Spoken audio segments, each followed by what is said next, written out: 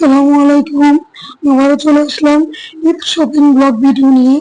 এবার ঈদে চিন্তা করেছি সুতি গজ কাপড় কিনে সুন্দর সুন্দর কিছু জামা বানাবো। যে হারে গরম পড়েছে, সুতি কাপড় ছাড়া আসলে আরাম পাওয়া যাবে না। তাই আমরা চলে আসলাম আমার বান্ধবীর শোরুমে।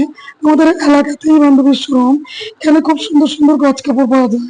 বান্ধবীকে বললাম আমাদের কিছু গজ কাপড় দেখানোর জন্য। ও আমাদের নামিয়ে দেখাচ্ছে, অনেকগুলো গজ কাপড় নামিয়ে আমরা দেখতেছি। আমার সাথে আমার আরো দুই বান্ধবী আছে, আমরা তিনজন মিলে সিলেক্ট করতেছিলাম যে কোন কাপড়গুলা নেওয়া যায়।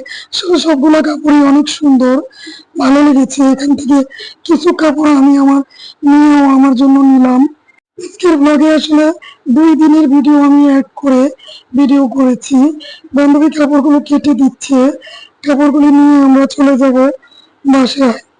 এক বান্ধবী গালা হাত দিয়ে দেখতেছে, আমরা দুষ্টুমি করতেছিলাম, কথা বলতেছিলাম। কাপড় কেনা হয়ে গেছে, কেটে দিয়েও দিচ্ছে।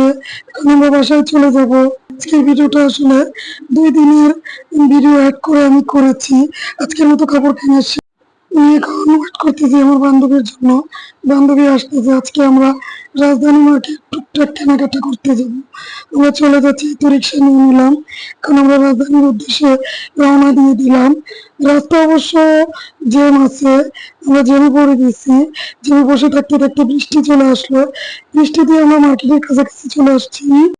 এখন আমরা মার্কেটে পাশে নেমে যাবো, নেমে মার্কেটের ভিতরে ঢুকে গেলাম। এখন আমরা কিছু টুকটাক কেনাকাটা করলাম, কিছু কাপড়ও নিয়ে নিচ্ছি। কাপড় নিয়ে শেষ, এখন আমরা বাসায় চলে যাব। বাসায় চলে যাব। এই তো বাসায় চলে আসলাম, আমাদের ঈদের ড্রেস কমপ্লিট।